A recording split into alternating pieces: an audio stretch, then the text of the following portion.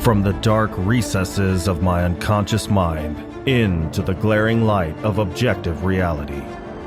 You are listening to the Dark Mind Podcast.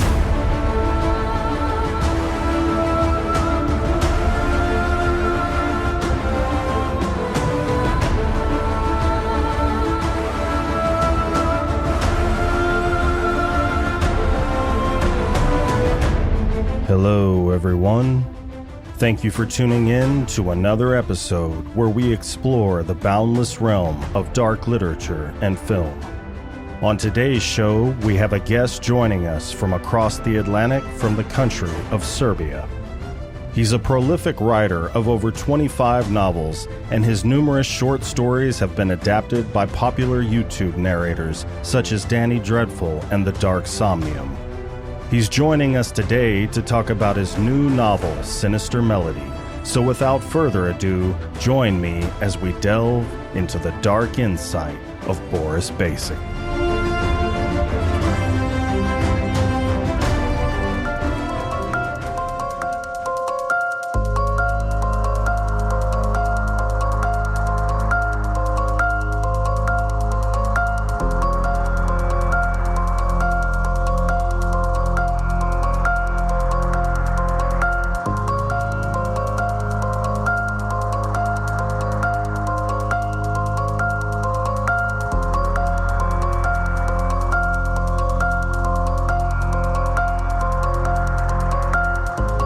Boris, welcome to the show.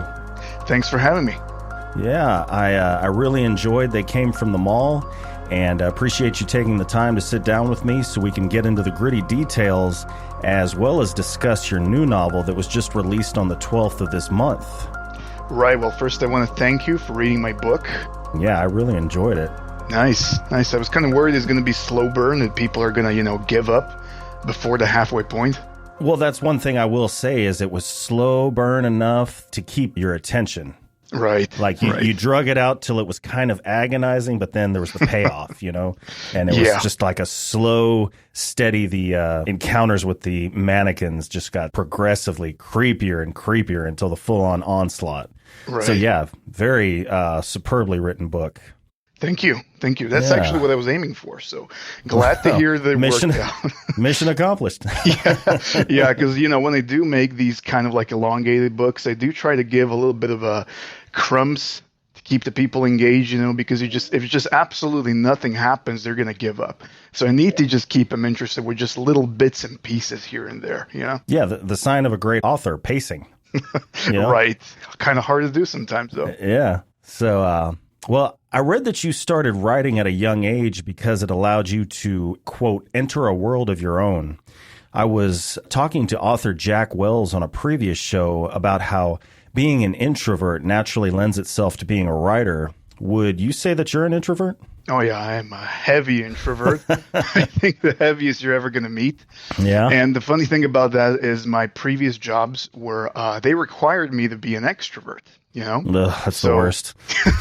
And the funny thing about that is like when you need to work as an extrovert, it's so much easier, because you kind of have this mindset, I have to be an extrovert because, I'm getting paid for it, and it's just somehow easier. But 5 minutes of socializing and I'm out. I need to recharge my batteries, Yeah, it's easier for me to be an extrovert. Like, I can do it at work because I have a defined role. It's like, and like right now, being an extrovert, my defined role is the host of this podcast. Your defined role is the guest. My job is to ask you questions and so on. But you get me into a social situation where I have to kind of freewheel it, and it's just like, I don't know what the hell to do. Exactly. And it's like, I can see that some people, they just, they're able to spend so much time socializing over the parties and so on. Like I said, I get depleted so fast. Oh, God. And yeah, my best friend says he copes with that by drinking. I don't drink, so I can't really do that. I don't drink either. And even when I did, I was still exhausted after a certain level, because I understand alcohol is the social lubricant, but if being around people exhausts you to begin with, then you're kind of sedating yourself further and reducing your endurance for it, you know? Exactly. On the long term, it's just best to kind of quit that situation, go back. And, for me, for example, just a couple of minutes of socializing, then I need a couple of weeks of break, just not speaking to anybody, I got you. All right. Well, so because you're an introvert, how much time in the day would you say that you spend inside your head examining characters and thinking about scenes and story progression? Because that seems to be the introvert's advantage as far as being a writer, is they have this space that they can always occupy where they can kind of run ideas by themselves. Right. It's like a never ending process, it's not a clear 9 to 5 or something like that. You constantly think about this stuff. I usually go on walks at night in the nearby park, because that's, it's kind of creepy when it's night and you're surrounded by the woods and so on. And this is where I get most of my ideas. This is where the most ideas start flowing and so on. But, for the characters and so on, I'm just going to think about them throughout anything I do during the day. Like, I forgot to put ketchup on my food. And I'm thinking like, this could be something I could put in a book.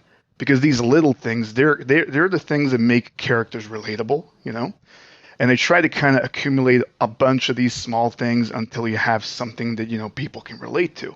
So I think about it all the time, I used to be really bad at character writing. I used to just kind of make them either good or either bad, nothing in between. But, you got to realize that characters, they're just, human beings like you and me with flaws.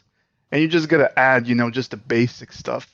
So I always add the basic stuff, whatever I'm doing throughout the day, I just try to add, how would my character react to this situation, Mm-hmm.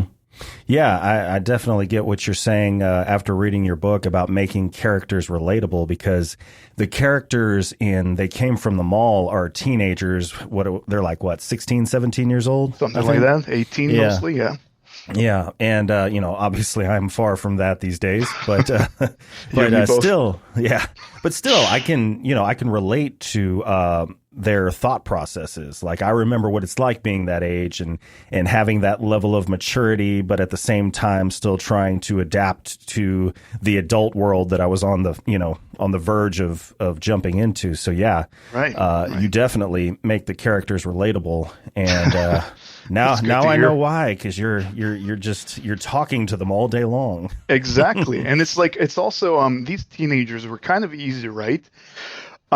Because, it's like these were like infantile characters, and they were kind of easy because I'm kind of green. I want to say green, and I do make some stupid decisions from time to time. So it's kind of easy. I still remember what it was like being a teen and, letting hormones run rampant and so on, and it's just, I still remember it clearly. And that's maybe why it was so easy for me to write these characters particularly. Mm-hmm. Well, you say you're green. Now I'm curious to know how long you've been writing, because I was looking through your bibliography and I think I counted like 25 novels. Yeah, I just write fast. Jesus Christ, man. Yeah, what happened was, I learned early on about self-publishing and so on, and I learned that, you need to have a lot of books if you want to work full-time as an author. But I also just love writing. I see all these authors or aspiring authors who they spend like 2 or 3 years on a book, constantly just kind of moping around about the details, and this is wrong, changing this, editing this, and it's just, with that process, you're never going to publish your book, You're never going to be happy. That's the first thing, You're never going to be happy with how it looks. But once you hit that publish button, it's out of your control, and all you need to think about is the marketing, Mm-hmm. Yeah. So I really do admire prolific authors. How much time do you spend writing in any given week? It's hard to pinpoint the exact time. I write 5,000 words a day, 5 to 6 days a week. Is that something you shoot for, that particular number? That's something I always do. I always manage to get 5K. Sometimes it's more, but anything above 5K, I can just feel my creativity getting sapped. So I just don't spend too much time writing when I'm tired, because it really impacts the quality of my writing. So I do write like 5K words. I started like very, very, very small with like 1K, and I didn't really have a goal. I was like, I'm just gonna write whenever I write, which is still okay. Like all the authors that I see, like some of them are so busy with kids and with day jobs and so on, and they don't have time to write. But no matter how busy you are, if you can find at least enough time to do 100 words a day, and if you just write 100 words a day, in like 1 or 2 years, you're gonna have a novel done.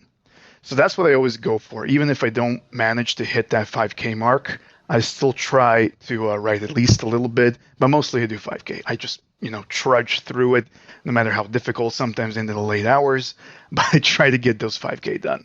Mm-hmm. Yeah. Do you find that when you write, it's better like first thing in the morning when you're fresh? Mostly I do it that way. I sometimes spread it out across the day. Sometimes it's just depending on my mood, environment, and so on. I do try to write as soon as I wake up, simply because I just feel more productive, and it's like a train. You need some time to get that momentum. And if you wait until late evening and to catch that momentum, you're going to feel tired. It's going to impact it, your writing. But you got to keep at it a little bit. You catch that momentum, and once that starts, the words just start rolling in easily. Mm-hmm. Yeah, whenever I schedule podcasts, I don't know if you noticed when I gave you times to pick from that, I'll try to leave it wide open to accommodate the guests. But if they leave it up to me, I'll usually pick it like right at 10 o'clock or 11 o'clock, whatever, because by 6, 7 o'clock in the evening, after I've been running around all day, gone to the gym, walk the dog, all that, I am brain dead. Exactly. I'm just like, hey, do you like writing stuff? It's exactly what it was like for me back when I worked as an online teacher, because I had horrible work-life balance, and it's like I could work sometimes at 6 or 8 or 10 p.m., and I could sense it on my accent, because English is my second language, and I could, feel it on my accent, how it's just getting worse. I sound more Russian, when I get tired, and just my concentration is horrible. Yeah. So what kind of classes are you talking about? I was teaching English and business communication for a couple of years. All right. Well, since you shoot for 5,000 words a day and you try to do it first thing in the morning, what is your writing atmosphere? Do you have a particular spot? Are you listening to music, so on and so forth? Right. So I have a dark basement, and there are effigies constructed of human bones hanging off the ceiling. There's a pentagram on the floor. Have you posted pics of this? Well, no, Facebook would ban it, so I can't. Really? I have sometimes if I'm feeling particularly uninspired, I'm gonna have an animal or something on the pentagram sacrificed, so I can get more inspiration. There's a black candle, of course. You got to have candles in a dark basement. But in all seriousness, no, I just have a simple room. For a minute there, I thought you were talking about like you had like some sort of effigy set up. And then I was like, wait a minute, is he talking about actually worshiping the devil? Listeners at home, I'm a little dense.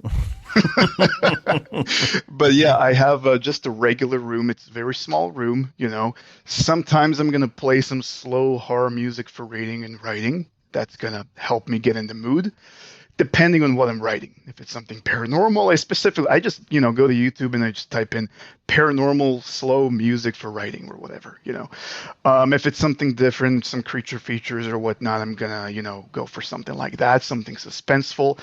But a lot of the times music is going to distract me. So I'm just going to have to turn it off. So really just my mood changes by the minute, So you're saying you can't get the talent to write successfully by worshiping the devil? You probably can, but it probably comes with a high cost. All right. So, like your soul, I guess? Probably something like that, maybe more. I mean, if you're willing to sacrifice your wife or something, that's probably a good trade-off. No, maybe. No? I know some people I can that I wouldn't mind sacrificing. All right. But yeah, you can probably get some talent. I actually wrote some books similar to that, and it's always the same kind of trope. You want something, This is what my new book is about, by the way. If we're going to talk about it, I'll tell you Oh more yeah. later. If you want something and you want it really bad, you can become really greedy. You pray to the wrong forces, and bad shit just starts to happen. So yeah. Mm-hmm. So I read that you not only self-published, but have been traditionally published as well. Right. By traditionally, do you mean you've queried to a mainstream publisher, or? Yeah, here's what happened. Back when before I published my first book, I queried a bunch of agents, a bunch of literary agents looking for someone who's going to, pitch my book to publishers. This was for my first book, Radio Tower. And I think I think I must have queried about 100 of them. 50 or something responded back, declining my offer. The rest didn't even respond, How many are there? Is it a flooded market with literary agents? It's a huge market, for horror, not so much, but there's a huge market for literary agents because nowadays the problem is anyone can be a writer, an editor, a publisher, anyone can open. I've even known authors who have opened their own small publishing houses just so they can kind of say, oh, look at that, I'm traditionally published, even though it's their own publishing house. I've queried a lot of agents. None of them were interested. Then I self-published the book. I was like, screw it. I found out about self-publishing and how it works. I was like, screw it. I'm just going to publish and see what happens. And only when I started earning some cash, some serious cash, and hitting the bestseller ranks, this was when publishers started approaching me, And I just started getting... The bestseller like on Amazon or something? Yeah. Bestseller rank on Amazon, which doesn't really mean too much, but it's it's okay for self-published. Well, I mean, Amazon sells a lot of stuff. I imagine it means something. Yeah, but it's like you have that orange tag that says bestseller, and depending on the category where you put your book, you can become a bestseller easily. I remember that somebody tested that. They literally just put they made a book about meditation, and the entire book was 10 pages. The first page said breathe in, the second page said breathe out. And that was the entire book. And They put that in certain categories that don't even fit there, like some comic books and so on. And these are like small categories. People buy 2 of the copies and you're already a bestseller, So yeah. Speaking of bestsellers, I was listening to Rogan's podcast, and he had this author on. He was talking about his book being on the bestseller list, like the New York Times or whatever. And he said that doesn't necessarily mean that they've sold the most books. They actually have to apply a different metric because there are some people that will buy 20,000 of their own book. And there's actually organizations you can pay to do that, like to write the reviews, to buy the books, all kinds of stuff. Yeah, authors massively do this. Self-published authors, they become USA best-selling authors because there's like 20 of them, 50 of them, I don't know. They all make an anthology, for a bunch of stories, and then they all buy a bunch of that book, and, by the time the pre-order dates start rolling in, the release date starts rolling in, it's like 6,000 copies sold, and you're automatically a USA bestseller. So, yeah. Damn. Well, I mean, you can buy status in other areas. Why not in literature? Exactly. But New York Times is also, I don't know much about New York Times. I do know they focus a lot on paperbacks sold. And I do know they have a lot of like bullshit criteria that they follow, like, self-published authors are, I think, immediately disqualified from even trying to, get New York Times bestsellers. There's certain like retailers which are only counted for. There are just some certain rules which only work in the favors of the publishing houses. Yeah. Yeah. There's always follow the money. Exactly. Well, so you did get some traditionally published, like... Oh, right. We didn't finish that story. Yeah. Okay. We got a little sidetracked over there. Yeah, it was my fault. I like to go off into the weeds. No worries. So what happened was I met this one fan reader. She contacted me. She was like, I read one of your books. It was actually Radio Tower. And, I liked it so much that I bought all of your books. And she was like this very mysterious, person on Facebook, no profile picture, nothing. And one day she contacted me. She told me like, hey, you know what? Actually, I have my own publishing house in the Netherlands, and I would really love you to publish one book with me. Well, she wanted more, but I was like, for now, let's just do one. So I published first a couple of short stories in her anthologies. And then there were a couple of books that I wrote that I published through this publishing house called Butter Dragons Publishing. Butter Dragons? Butter Dragons, that's Butter right. Dragons, okay. Yeah. And I got some more audiences from, because here's the thing, traditional publishing, it kind of has a better reach. So they're able to reach for the audiences that I can't really find because most of my books are on Amazon, but they publish wide. They go through Barnes and Noble and Apple and Kobo and whatever else, and they can kind of rake in all these new readers for me, which was really useful. Okay. So, yeah. Well, tell me about the No Sleep Reddit forum. What inspired you to start posting creepypastas on that forum, and how long have you been doing it? Well, this was actually something that kickstarted my career as an author. It went way back. Back when I was still a teen, I used to listen to, and read a lot of these creepypastas from these famous YouTube narrators and so on, just for hours all day long, because that's what my job was like. I could just listen to stuff and monitor the security cameras. And what happened was when you're kind of exposed to that kind of stuff for too much, it kind of starts to grow on you. You start to kind of want to be a part of that, if that makes sense. And I've always had this sort of inkling for writing, and I always wanted to write something. I just felt like I had to write something. And these were like bouts that came from time to time that I just had to write something. So on a whim, I just wrote a couple of short stories for No Sleep. Back then, it was no longer creepypasta. No Sleep just became more popular. So I wrote a couple of short stories, but they weren't really getting any traction.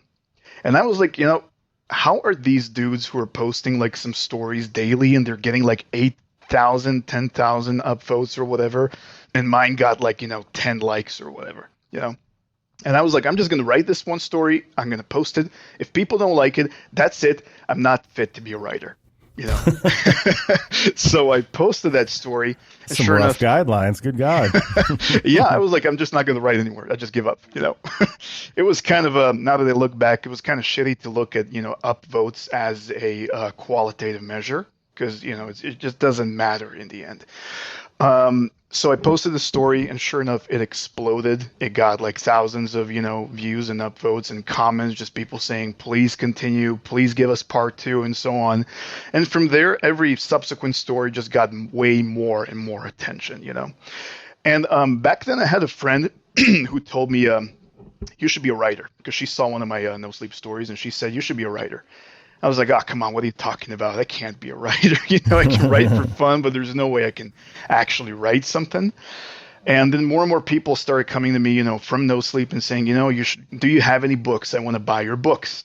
And I tell them, well, sorry, no, I just post stories, And I can't remember when exactly it happened, but, just more and more people kept coming and telling me, you should just, publish a book. And that's what I did. So that's what I did. The first book I published was an anthology of all those short stories that I, wrote for No Sleep. Okay. And is the word count, is there a guideline for a creepypasta, like a short story? Is there a particular word count? For word count specifically, some people like them, short and sweet. Others really want to get invested, so they want something lengthier. I think the biggest thing for No Sleep particularly, the biggest thing is the time when you post your story and the title. If the title is something like exactly. And most of the titles, I'm not sure if you read frequently No Sleep stories, but most of the titles there are going to be like, I got a job at a morgue. You're not going to believe the crazy shit that happened, And this is kind of like clickbait stuff. Yeah, it's more like the title in an email. Right. Yeah, right. Okay. And that's what they want to do. They grab the people. And once they're there, you want to grab them with that first or second sentence. Those one-liners are really, really important because if they lose their attention within that first minute, it's it. That's it. They're out, So that's also very important. But I think the title is one of the most important things because it makes them click on your story. Okay. Yeah. And that's still going strong. I'm asking out of ignorance because I'm honestly not on Reddit in any shape, form, or fashion. But the No Sleep, is that still going strong? Yeah, there are so many members over there, I mean, you're asking about, is it going well for me or just general? Well, in general, yeah. I mean, is it? Yeah, in general, it's doing really well. I can see that, people are still posting. Some people who used to post back when I still posted there, they're still going strong. They're still posting some, popular stories. I can still see YouTubers narrating them. It's still the most popular place where you want to read short horror stories. So these were specifically made like bite-sized horror for people who didn't really want to get invested into a full-length book, but they just want to read something maybe before bedtime and so on. And is this the one where creepypasta narrators can narrate them without asking for permission, or is that like a separate Reddit forum? I'm not sure about that one. I do know that for No Sleep, they have to ask for permission. This is a rule, and if they don't ask it, if they narrate the story on YouTube, and I've had this happen so many times to me, if they narrate when they narrate without permission, I had all these like people from Vietnam and Thailand, and not even them, just also Americans, just narrating without permission and not even giving credit in the description of the video. Were they taking credit? Yeah, of course. They were monetizing their channels. Yeah. But no. I mean, were they taking credit as the author of the author? No. They were just, this is from No Sleep. That's all they said. Oh, okay. They said this is from No Sleep, and they were monetizing their channel, even though I gave no permission. This still happens, So as far as I know, for No Sleep, people have to ask for permission, and if they don't, you can file what's it called, a DMCA complaint for YouTube, and they could just take down their videos. So yeah. Okay. Well, in a way, it's high praise. People, you've got some sought after material, but people aren't always going about it the right way. Right. I still get so many messages there. I'm not active on Reddit anymore, but I get so many messages of people asking to narrate my stories. I just put in my profile, narrate whatever you want. I don't care. Just give me credit in your video, Okay. Cool. Yeah. Well, so, as we were just talking about posting stories on the Reddit forum, you've had quite a few popular YouTubers narrate your stuff. Two of them would be Danny Dreadful and Dark Somnium. Mm-hmm. So, I mean, what's it like hearing someone with a dark, compelling voice narrate a story that you wrote against the backdrop of creepy ambient music? I gotta say that there's something so compelling about listening to horror. And I think it's way more compelling listening than actually reading horror because of all that ambience, because of the ambience. I don't know how you say that word. Potato. Right. Because of that, because, some narrators, for example, Danny Dreadful is so good. She is such a good narrator. The pauses that she takes, the dramatic pauses, the suspenseful buildup, she is just so talented for that stuff. And the Dark Somnium, I've collaborated with him too. Those two were the best narrators that have ever done my stories. It's like I'm listening and I know what's going to happen, but I'm just still, it's keeping me on my toes. I'm still like, wow, this is such a good narration and a good story. I do got to give myself a little bit of credit, but it's really nicely narrated, and it really gives you life, gives your story life. And it's just so interesting. It's like I can't really compare it. It's like listening to an instrument and playing an instrument, Mm-hmm. Yeah, like listening to somebody play the song you wrote, kind of. Right. Or just, knowing your favorite song and then playing it on the instrument is just such a different feeling than actual listening to it. It's on a whole new level, So listening to my to narrations of my stories, I've always enjoyed that, I always listen to whoever does it. I listen to it on YouTube. Unless it's, some guy who there used to be these kind of people who they just kind of they don't even do editing, mastering or anything. They just kind of sit in front and they read off the paper as it is. They stumble with the words, they mumble, they, stutter, but they keep going, Yeah, they hit record and that's all she wrote. That's it. What happens. Right. Well, so I was going to ask you who some of your favorite narrators were. So I guess Dark Somnium and Danny Dreadful would be two of them. Yeah. Danny Dreadful I think she's in the top of the female narrators. I was always hoping that King Spook would narrate my stories, but he never did. He never approached me, and I never really bothered him. So King Spook, if you're listening, get on. Narrate my stories, King Spook. I don't think I've ever listened to him. Yeah, I think he's Canadian. Okay. And he kind of posts short stories, like 4 to 5 minutes long. He hasn't been frequent, he's had his own problems, so he hasn't been posting frequently. Okay.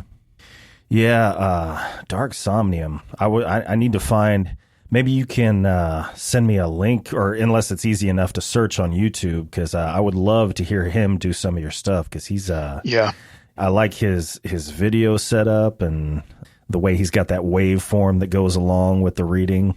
Right, right. He really goes above and beyond.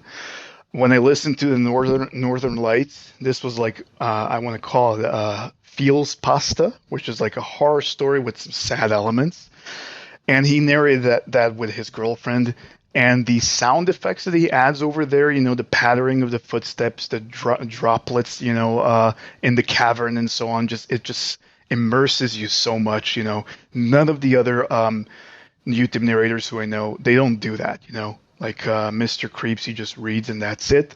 But the Dark Somnium, he just does such a good job of like creating this atmosphere, around you. You can just visualize it even if you're not there. I mean, even the name, the Dark Somnium, Right. like I think what is Somnium's Latin for dream, I guess? I think so. The Dark Dream. Like, Very memorable. Shit. And that's good because all the others are pastas, Creeps Vic Pasta, Mr. Pasta. This is memorable, Yeah. And Danny Dreadful as well. I was, when she was on the podcast, I was asking her how she figured out that she had a voice for it because, talking to her, she's just got a very pleasant, very easy on the ears kind of voice, but then she starts getting really creepy. Exactly. Kind of like, not to compare her voice to a child's voice, but kind of like a child's voice is pleasant. There's right. A child's laughter is pleasant, but in the right context, it's just creepy as hell. If you hear it at 3 a.m., it's kind of creepy. Yeah, I saw your video where what was it? You heard something and then you realized you live alone. Oh, you mean on TikTok? Right. Yeah. Yeah, hearing a sound, you're like sleeping and like you remember, oh, you're living alone. Okay. Yeah. But yeah, Danny is really good. She did an audiobook for me. It's going to be live soon, and it was just so good, she's able to, she's not just narrating, she's not just reading like I've seen a lot of narrators do for audiobooks, she's doing full-on acting, and it's just so well because, the way she changes the pitches of her voice and so on, you can really tell who is saying what they're saying, even if there's no continuation of the dialogue and so on. Yeah, when I was asking her what her criteria was for picking creepypastas to narrate, she said she's more drawn towards the ones that have dialogue because then she gets a chance to practice her voiceover skills. Right. Because I think that's her aspirations is to ultimately be a voice actor, and she's already got into a few things. Nice. In that regard. Well, and obviously what we're talking about now. She's narrating audiobooks. Yeah. I really hope she gets a lot of subs on YouTube, and I can see a lot of good things happening for her because, again, she's just she's really good. She's really good with that, and I've seen so many narrators because I've been listening for years. I can kind of deduce what's quality and what's not, and she's just really good with that. So yeah. Yeah, her and Derek Weber and Dark Somnium, I think, are some of the best audio quality, some of the best delivery that I've heard. Yeah, the flow is just amazing. They know when to stop, when to slow down, when to speed it up, and so on. It's just really good. Well, so how many books do you have on audio? I think it's 7 or 8, something like that. I haven't published more yet because it's just so expensive to do audiobooks. It takes a lot of time as well. But I do plan to do that because, audiobooks, I actually haven't even thought about audiobooks until recently. And then someone told me you can actually earn a lot of good cash from audiobooks. And that's when I just quickly started working on it. But the problem is I prioritize audiobooks that I like, even though they don't sell too well. I probably should have published, the ones from the Haunted Places series or from the Creature Encounters. And that one, that would probably bring more money. But I've published The Grayson Legacy, which is the worst selling book I have just because I like it, So I'm just slowly getting there to publishing the rest of them. Well, so out of all those books that you have on audio, how many different narrators have you utilized? Let me see. I had, there was one who was also a YouTube narrator. He was one. There's Danny. There was a guy I found on ACX. And another one, so that's 4.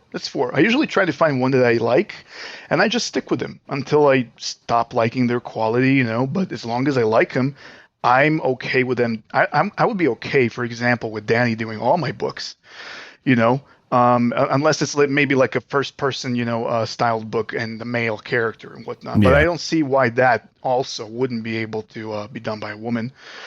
Um, so I would be okay with one narrator doing all my books as long as I like the quality. So yeah. Okay. Well, and you say that audiobooks sell exponentially well? Depends how you market them, depends on your genre, depends on a lot of things. But I'm gonna go on a limb and say that audiobooks can actually earn you more money than ebooks if you do it right. You know.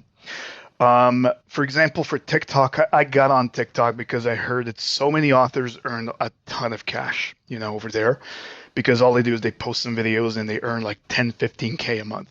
These are like, Wow. yeah, but this is like romance and reverse harem and other kind of stuff, which, it's a broader audience and people are just naturally horny. They're going to buy that stuff, But, yeah, for horror, people just I kind of realized that on TikTok when I advertise my ebooks, they sell almost nothing. But when I advertise my audiobooks, it just really grows. I can see a huge uptick in the sales for audiobooks. Well, you yourself, what do you prefer if you're going to read something? You like ebook, hard copy, or audio? Yeah, I mean, I kind of switch between all of them. I do love the feeling of paperback in my hands, There's just nothing like that, and you can track the progress. You can see how many pages you have left and so on. And then just when you're done, you shelf the book, and that's it. Just looks pretty over there, Ebook is way more convenient. Most of the stuff I read on ebook format, simply because it's just easy to have it there. You have a ton of books on your ebook reader, and that's it. You just carry it with you. But I also do audiobook listening, almost daily. When I'm working out, when I'm going on, my walk and so on, I do like to listen to it. I do need to be in a specific kind of mood, so that I can just kind of immerse myself in the audiobook setting. So I kind of switch between all three formats. Yeah. Yeah, I like ebooks because you can have them on you at all times. And, if you find yourself with a free moment, you can just whip your phone out and start reading. Yeah. The only problem is that I have extreme ADD. So, like, if I lose my place and I have to scoot, like I kind of zone out if I have to scoot back a few pages, then I feel like I'm kind of lost in the book because I don't have a physical book in front of me and it just weirds me out. Yeah. And audiobook, forget about it. I will zone out immediately. So I prefer hard copy. Okay. Yeah. I mean, to each their own. Yeah. But audiobook by Danny Dreadful, I think I'll make an exception for. All right. I'll send you some codes for it. You can listen to it. Let me know what you think. All right.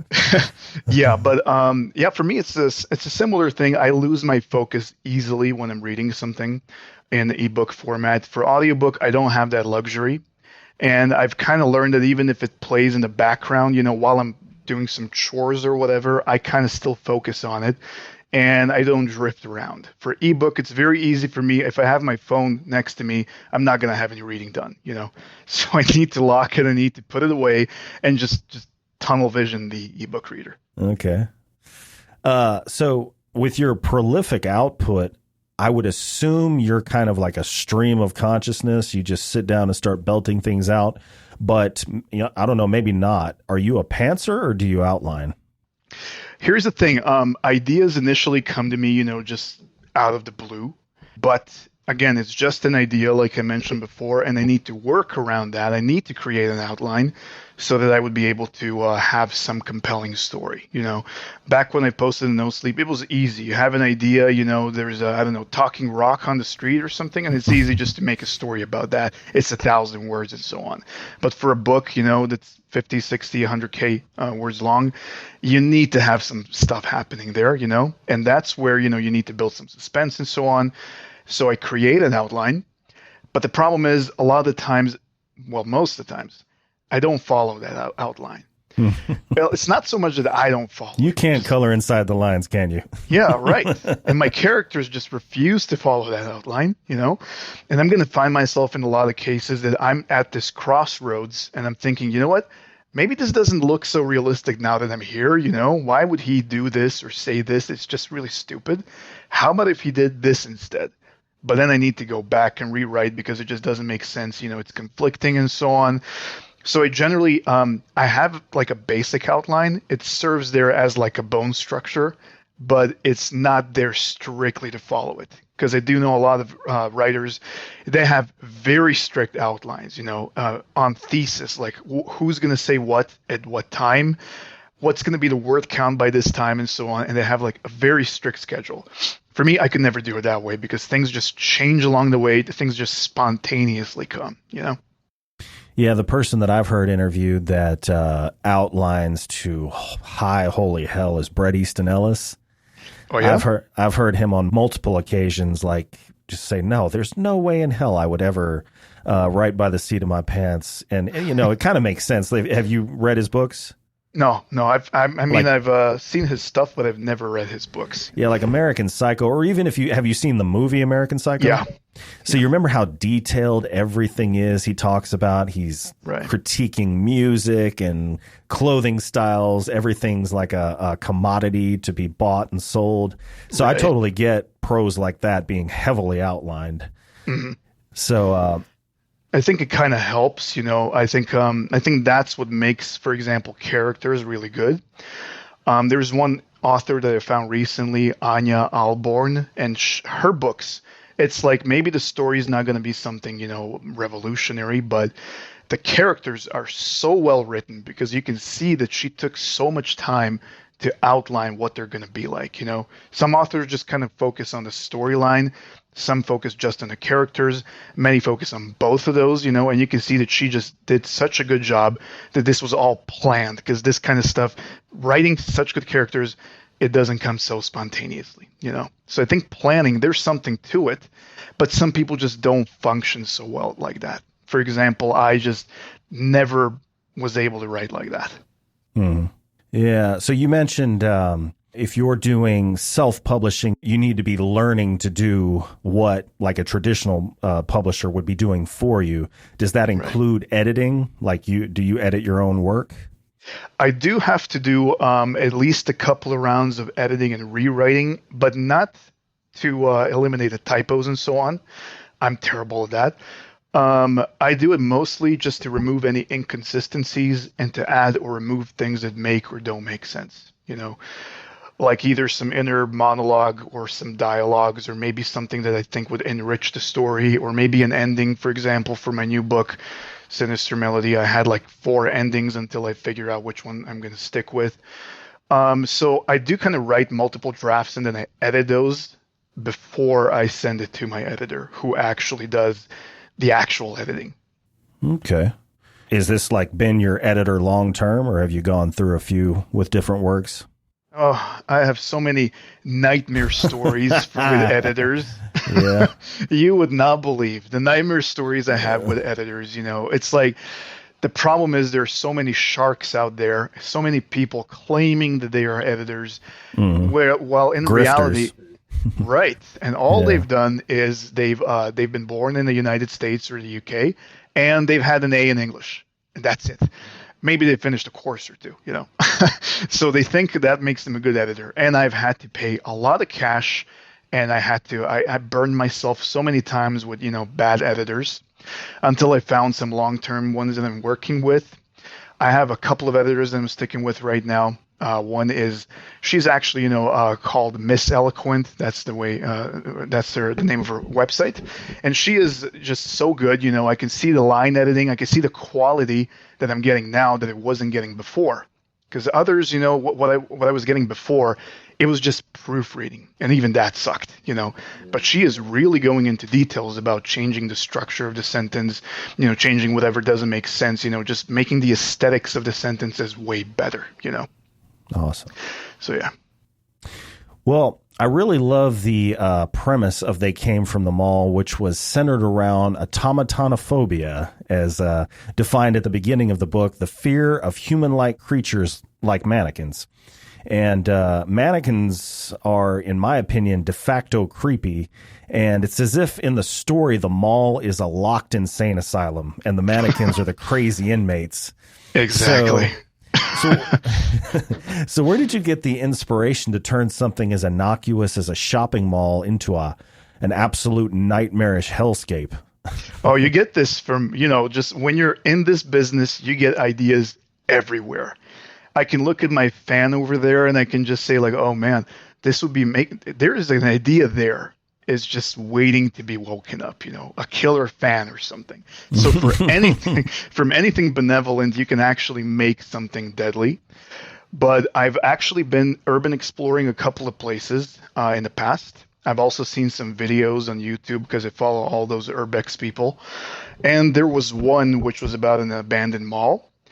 And the one thing that I always wanted to do was, the mall is not so important. The mannequins are important here. There are just not enough mannequin stories out there, and they're just so inherently creepy. Yeah. And I remember I read one book by Stephen Graham Jones, which was Night of the Mannequins. And, nothing against that guy, but the book was horrible. I just hated the book. It was nothing what I expected. I was just hoping for some creepy mannequin stuff. Nothing happened. There was barely any assemblage of a mannequin over there. And then that's kind of like when I figured, what, I'll do it myself. I'll write a mannequin book, because I've been looking for them on Amazon. They weren't there. And I just feel like it's an untapped source. And I feel like it's so creepy at the same time, just like, deep sea exploration. There are not enough books about that. For mannequins, there's just something so creepy about them. We just don't realize what.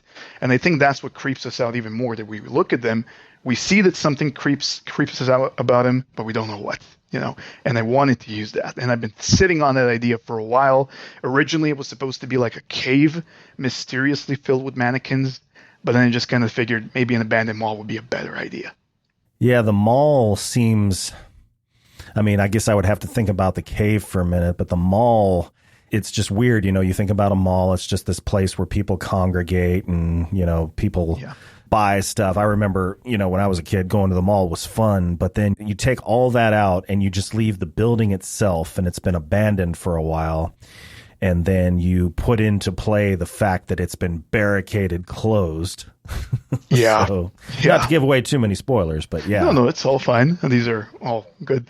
But yeah, you're right. Absolutely right about that. It's like the mall is just all so innocent and happy and jovial, during the daytime, kids are screaming and so on. And then you have this skeleton of a building, all abandoned. It's like you see these dilapidated mannequins, just flaking dolls and so on. It's just so creepy when you find yourself in a dark room, and it's just staring back at you. Yeah. Well, and besides the terror of the mannequins, there was some compelling drama going on with the teenage kids, and it wasn't shallow nonsense. It was drama with consequences. So right. How did you interweave the dramatic elements of the relationships between the teenagers with the progressively worsening encounters with the mannequins? Well, here's the thing. One thing I've learned back when I was in the Army, we were constantly sleepy and hungry, and we were just lashing out at each other. And one thing I realized, it was like, for example, when you're going to the lunch line, everybody is just pushing and shoving to get their guns back, the rifles back in their rack, so you can just go and eat. And we're just yelling at each other, biting and so on. And one thing I realized is when you take even the most basic things from people, they kind of show you the true colors. They show you like what kind of animalistic creatures they can become, So when you just raise the stakes, when you kind of like put them in this situation, when there's panic, when there's danger, you get to see who's going to be selfish, who's going to, just save his own ass, who's going to actually be a leader type and just kind of, get others to safety and so on, and how this is going to unfold, how the unspoken thoughts that they have between each other are going to be verbalized in that situation. Mm-hmm. Well, your depiction of the relationship between Mike and his stepdad, Larry, is very dark. Okay. At one point, Mike recalls and applies advice he had gotten from Larry, and that, in combination with the behavioral change that's noticed by his girlfriend, paints a very dark picture of the generational curse of abuse. So when you're getting into that dark psychology, does it ever affect you negatively? And if so, how do you deal with that? There are some things that can affect me, but it needs to be something really, really relatable to me. I luckily have never had such a relationship, with my family that I've been abused and so on. So I wasn't affected by it when I was writing. There have been situations where, I've written from personal experiences, and this kind of does stick with you even after you finish writing. But, it's nothing major. Yes, you get into this world. When you're writing, you're inside a different world, a world you created, and it can be just, fluffy with unicorns and puppies and so on, or it can be very dark, with mannequins and, family abuse and so on.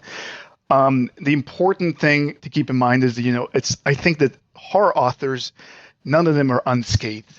I think those who write horror, all of us have this sort of a darkness inside us, and we're just we're kind of like using writing as a catalyst, to just say something maybe that we don't want to talk about and so on.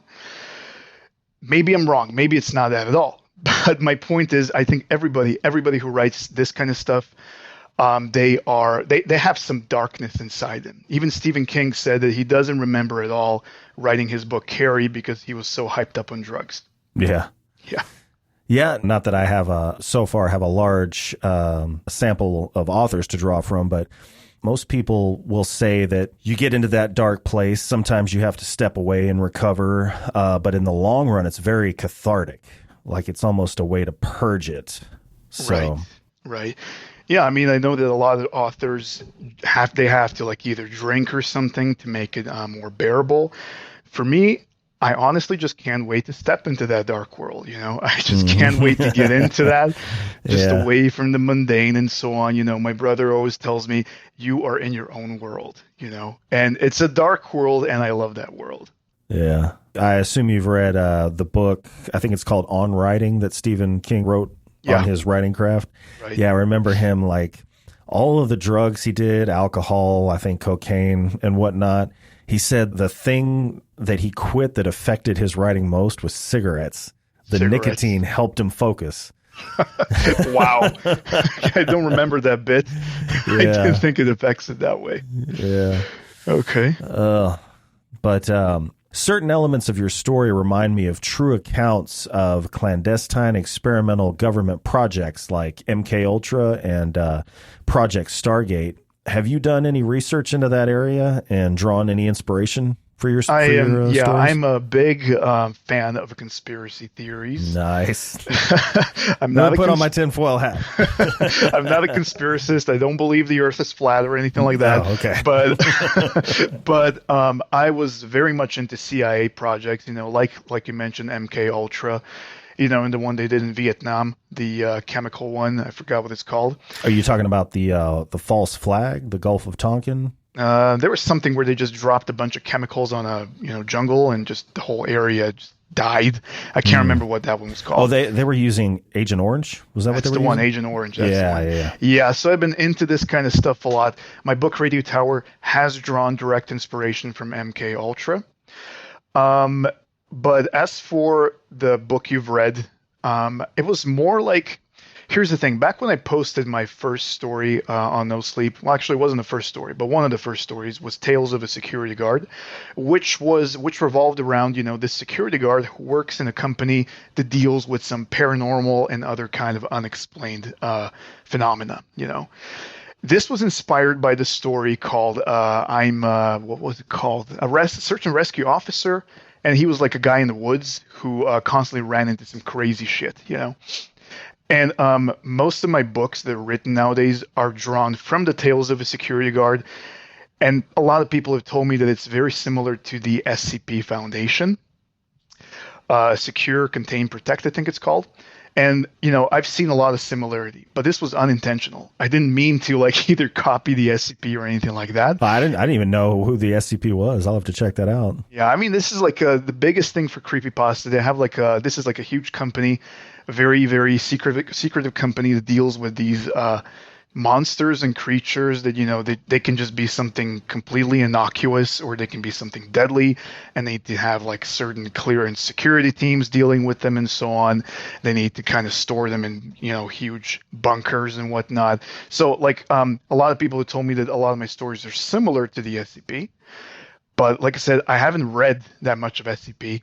And I haven't known about the SCP before I started writing my own stories. So yeah. Have you read Chaos by Tom O'Neill? No, I have not. Chaos, Charles Manson, and the Secret History of the 60s, I think. Okay. Oh, you got to, if you like conspiracy, you know, not conspiracy theories like there's lizard people running the world or something like that, but like, you know, stuff that's linked to the CIA, that book, like the guy that wrote it, he was a journalist and it took him 20 years to write, basically ruined his life. Jeez, because he just, it occupied every spare minute he had, but great book. Okay, I'll take a look. Yeah. Who would you say your writing influences are? Initially, it was Stephen King. I grew up with him, reading his books, not with him like in his house. I grew up reading his books. As of late, you know, I've had a couple of people who I look up to, who are Jeremy Bates, for example, is a really good writer, in my opinion. The one I mentioned before, Anya Alborn, she's really good, newly discovered. I like her. And there have been some indie authors I've been following. For example, T.J. Payne. I think it's indie, actually. I can't tell for sure. T.J. Payne, for example, was really good. And all of them are, you know, it's like specifically for indie authors, the reason why I love to read them is because a lot of them can prove that since there's so much stigma around self-publishing, people think like, oh, if you're self-published, your book is going to suck. Because, you know, nobody wanted to publish your book, so you had to go the self-publishing route. And there are so many self-published authors who kind of like prove otherwise. You know, they debunk that theory by producing quality books that honestly, to me, look like they might as well have been traditionally published. Mm-hmm. So, yeah. Well, who was your favorite character to write? They Came from the Mall, yeah. Let me think. Andrew, I would say it was Andrew. Because I drew a lot from myself. You both had the aspirations for law enforcement, right? Exactly. Yeah. Exactly. Yeah, we both wanted to be a cop. And I kind of like did a little bit of copy pasting of what I would have been like maybe in that situation and so on. Not too much though, just some basic outlines and so on. So he was my favorite one to write. And I especially enjoyed because I didn't want to make him like, back when I still wrote for fun, I would unintentionally make myself like a character in a book, and I would unintentionally make that character like a really good guy, and he always stays alive, and so he's always the hero. I didn't want to make Andrew like that. I wanted to make him just a human being with flaws and so on, normal flaws, you know, relationship flaws and so on. And I think that worked out really well because it kind of showed that, you know, even though he had these aspirations, even though he was, you know, so ambitious and so on, he still had his own flaws. Yeah, well, it was a great book. Well, thank you. I'm glad you read it. Yeah, great book. Anybody listening, check that one out. But moving on, as of the 12th of this month, you have Sinister Melody out. Right. That's right. So let's talk about that. Okay. Sinister Melody. First of all, that was a short story I published long ago. I have no idea where, because I can't find it anywhere. But this was something I got from a dream. Sometimes my ideas come in nightmares and dreams, you know. This was a dream where a guy got a music box, and of course the music box says don't play. What does he do? Like every horror movie character, He ignores it and he plays it, you know. What would be the fun in that? Of course. Yeah, it's like I should have just written one page where he says, okay, cool, not going to play. He stows it back away in the attic. That's it, the end. Yeah. And yeah, after he plays the music, strange stuff starts happening. Now, the short story was way different. In the short story, the guy fell into a sort of a coma after playing the music, and in that coma, he was plagued by these vivid nightmares that seemed to last for years and years and years, and he woke up only to find out it was only like it's been a day, you know. The book is very different, you know. It's nothing like that, you know. So I wrote that completely from scratch. I just used the base, which is a haunted, you know, music box. I love music boxes. There's just something so creepy about them, you know. Like you also said before, something about hearing them, let's say, in the middle of the night, you know, it's creepier than hearing the tranquil music in the middle of the day, you know. And I just wanted to write something about a music box. It just had to be a book. Mm-hmm. So, yeah. All right. I look forward to that. There's a different one that's coming out that's narrated by Danny Dreadful, right? Yeah, the one that's coming out is a very, very old book. That one is The Grayson Legacy. Okay. Yeah. So I read that your No Sleep series, Tales of a Security Guard, is being made into a video game and a short film. Right. Can you tell us a little bit about that? Yeah, I'm not sure if actually anything is going to come out of that. It's been a while since I spoke to the guys who were working on that. There was a group from Germany who contacted me a while ago, and they wanted to make a short movie about Tales of a Security Guard. And they even started working on it. They sent me some footage, some shots from the scene. It looked really good. That was cool as shit. That was really cool. They even had like their own mugs with like the insignia of the company that says "Your safety is our success," with the motto of the company. God. That's awesome. It was awesome. You know, it was awesome because they were just so into it. Then COVID struck, so I'm not sure if they're still gonna continue working on it. Goddamn COVID. I hope they do. I'm going to get in touch with them these days. But I got so many requests, you know, on No Sleep. They were saying like, hey, can I make an animated movie out of your story? Can I make a video game? Can I make this and that? I always just say yes. And I assume they're not going to do it because most of them just give up on the idea. It's just way too much work, you know. But then these guys, they stuck to their guns. They started working on it. Again, what's going to come of it? I have no idea. As for the video game, this was a very young person, some teenager. I think she was 17 or something. She was working on a video game of Tales of a Security Guard. Again, she kind of went radio silent a while ago, but she did show me some gameplay and how it looked. It was pretty genius, I gotta say. The way she made it, you know, it was very, very loyal to the stories. The office setting, how it looked, was just amazing. You know, when you see that kind of stuff, it's just wow. You know, when you write something, you can imagine yourself there, but you can you're left to your imagination. You can imagine how you want it to be. But when you listen to audiobooks, it's on a somewhat higher level. And when you actually see it with your own eyes, it's a completely different thing. You know, and you're like, wow, I wrote this stuff, you know? So that was cool. She kind of went, she guided me through the whole thing, you know, running through the office building. She was telling me, oh, this is where this thing is going to spawn. This is where this guy is going to attack. This is where you need to do this rule. And it was really cool. But again, you know, she just stopped mid-development because I think she had a lot of, you know, tests and whatnot to complete. Yeah. Well, speaking of seeing your work elevated in different media other than in the written form, have you ever dabbled in screenplay writing? I have thought about it. I honestly would like to pitch some of my books to Netflix or, you know, someone like that. But it takes a lot of time and dedication. I would need to have my own agent. Again, nothing can be done without agents, I think. And I'm going to need to... you know, it's going to be something that I'm going to have to do like after I've written an amount of books that I'm going to be happy with. Then I'm going to actually sit down and consider what I need to do to pitch my ideas to, you know, to just get them adapted into screenplay. I obviously wouldn't be able to afford it. Nor would I be able to actually, you know, be the director for that kind of stuff. It would suck. So that would be cool, though. A pure auteur, written, directed, and scored by Boris. And even starring Boris. I got to be in the movie as well, and I'm going to play all the characters. At least make a cameo. Yeah, this is something I always wanted. Back when I was younger, I used to act in the theater a little bit. And I always wanted to make like a small cameo or just to be a villain in a movie. So coming back to the main thing we talked about, so maybe one day I'm going to pitch it to Netflix, but right now it's not a priority because it's just going to take way too much time and dedication for me. So that's something you can do. You don't necessarily have to write a screenplay. You can just pitch your book in its book form to be adapted. As far as I know, yeah, you give them the book and all they do is, I mean, maybe you need to have like a demo or something. I'm not honestly sure, but you need to have something that's going to grab their attention. And once you do that, they're going to do the rest. You know, they have that creative freedom to do whatever they want with that.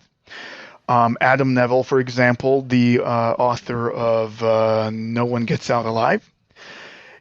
This was a book, and only recently has it been made into a movie by Netflix, and it's a pretty good movie. but very different from the book. Very short, and the ending is completely different than what the book was like. So I think they have the creative freedom for that. I'm not sure how much the author has a say in the whole thing. Well, what subgenre of horror movie do you gravitate toward? It really depends on my mood. Okay. It's like for a while, I'm going to just watch a lot of paranormal stuff. I'm just going to watch it until I get sick of it. And then I'm going to move on to something else, like maybe some slashers, Then from the slashers, I'm going to go to some thrillers or some slow burn suspense buildup, and so on. Or maybe something unconventional. I do like horror movies and horror books that are like, you don't know what the hell is going on and you don't know what the hell it's going to be about, Like, for example, what's it called? Midsommar. When I watched that one, that was such a good movie, Yeah. Yeah, the one that producer or director did before that, Hereditary. Hereditary was one of the best ones. Yeah, man.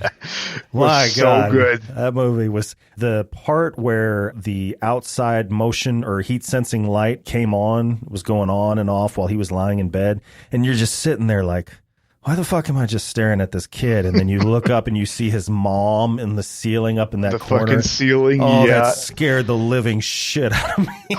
Yeah. And for me, it was like, I watched and I was like, I don't get a thing.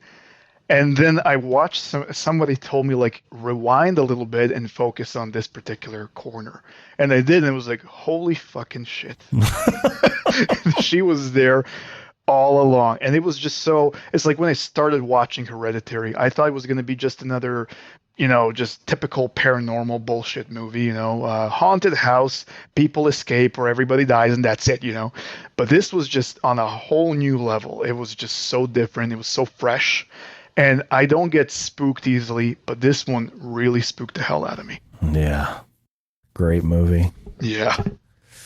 Well, so tell me about your time. I'm not sure what period of your life it was, but working as a fitness coach or like a personal trainer.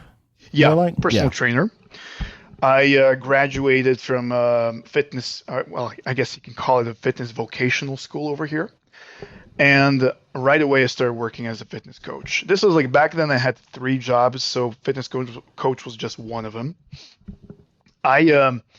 I was into bodybuilding a lot back then. I really knew a lot about fitness, and I just really enjoyed the whole thing with the gym and all that.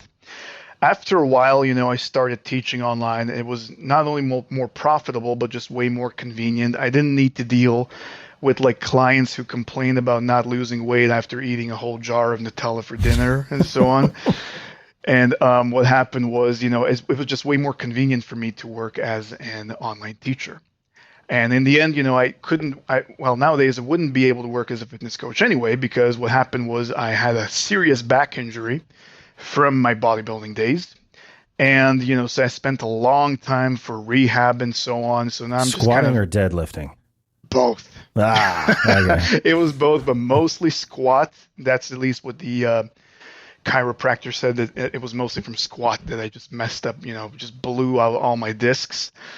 And so I needed years and years of rehab. I still have trouble with that. And on the other hand, it was actually a good thing that happened to me, because that was what prompted me to think, what am I going to do with my life? Because back then, it's like I identified with being a bodybuilder.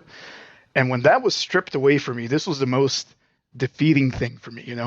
I felt the most defeated that I have in my entire life.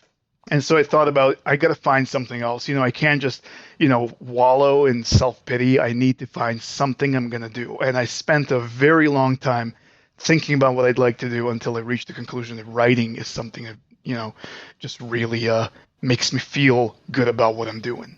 Mm-hmm. Yeah, I kind of had the same thing. I wouldn't say that I was a bodybuilder, but there was a time where I had myself chiseled to the Greek god status, but my left shoulder is just, I'm going to probably end up needing a replacement by the time I hit retirement age, and my knee on the right. And I still go to the gym. I'm still pretty strong, still have good endurance, but my diet is dog shit. Same here. I think we just grew tired probably of years and years.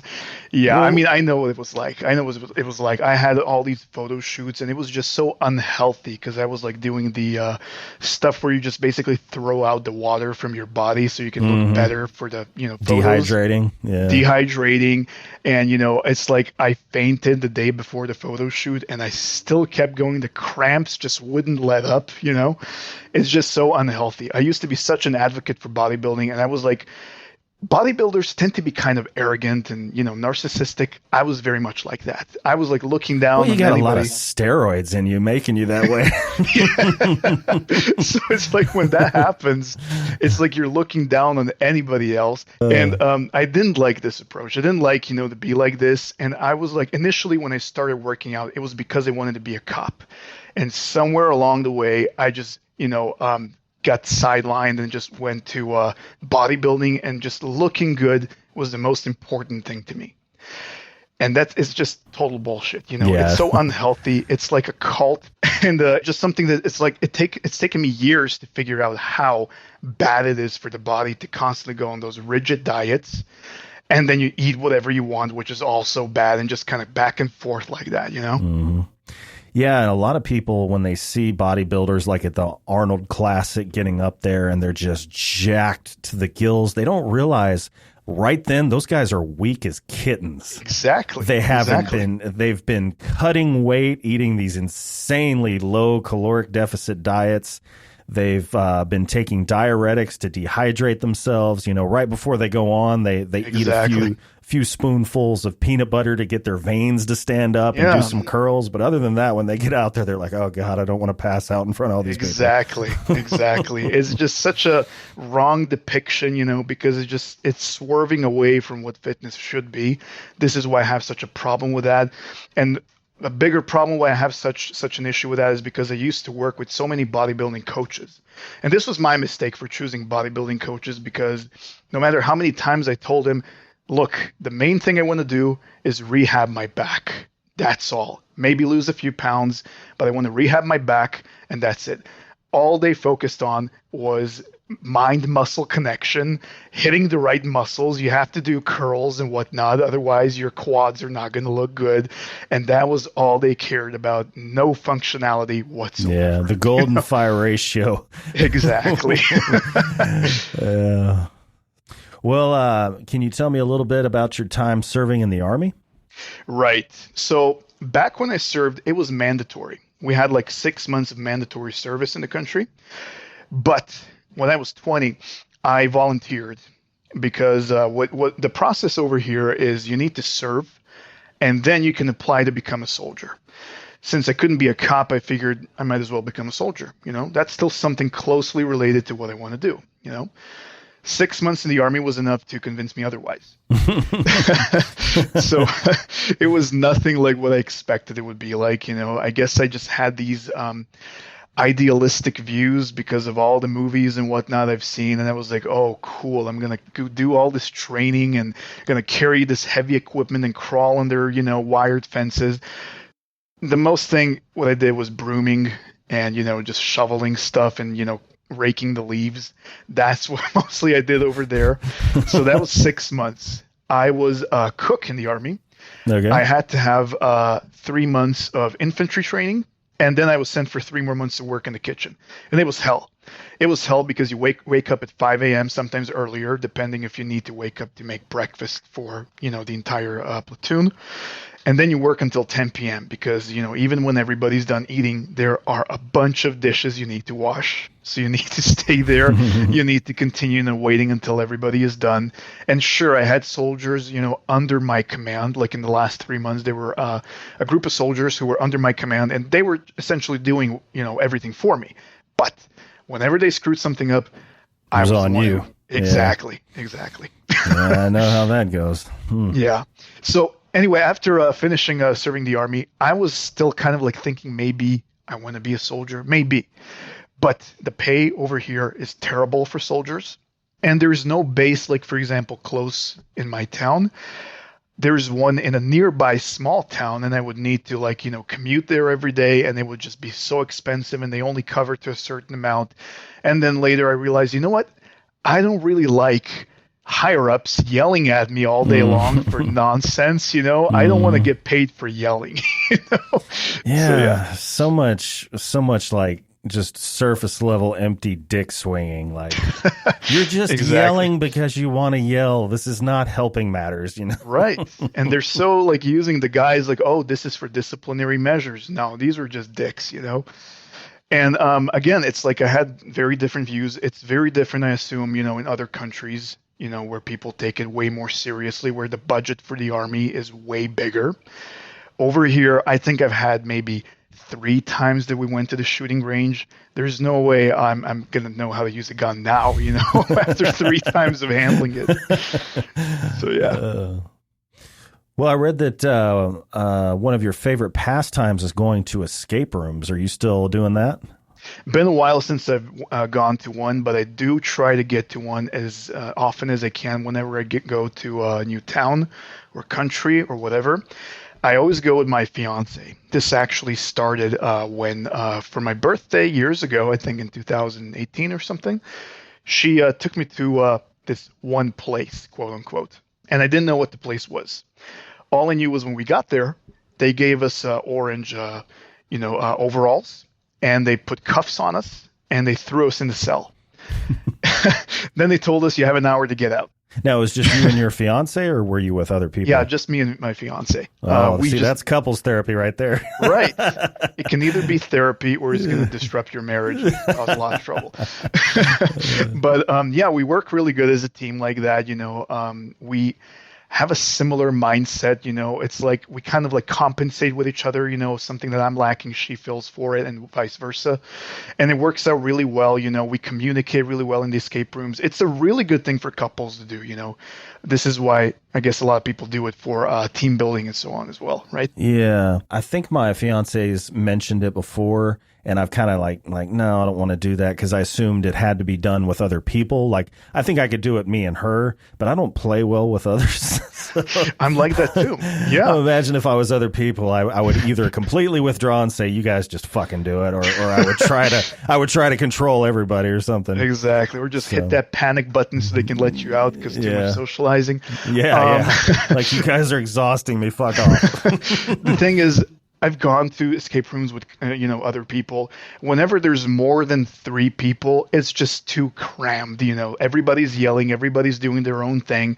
Nobody gets turned for the puzzle because sometimes it's just so small, not very spacious. There's one person in front of the puzzle doesn't want to let go of the device or the key or whatever, and others that need to wait. And you're just kind of standing there. I want to say with your dick in your hands and just not doing anything while you're waiting for somebody to find something there useful.